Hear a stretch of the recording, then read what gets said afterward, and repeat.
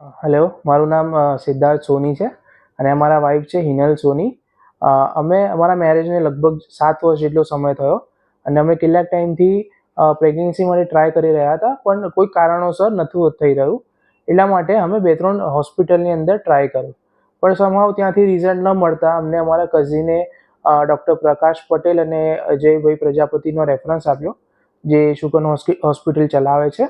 અને ત્યાં અમને એમને મીટિંગ કર્યા પછી એવો ટ્રસ્ટ બેઠો અને એક એવી એડવાઇસ આપી કે તમે લેપ્રોસ્કોપી કરાવો, એના સિવાય બીજી કોઈ અન્ય તમને ટ્રીટમેન્ટની જરૂર નથી. ત્યાર પછી અમને પહેલા મહિને જ રિઝલ્ટ મળ્યું અને પ્રેગ્નન્સી કન્સીવ થઈ ગઈ અને આજે અમારી પાસે હેલ્ધી બેબી છે, જે 8 મહિનાના સમયગાળાની અંદર 9મા મહિને આવી ગયું છે.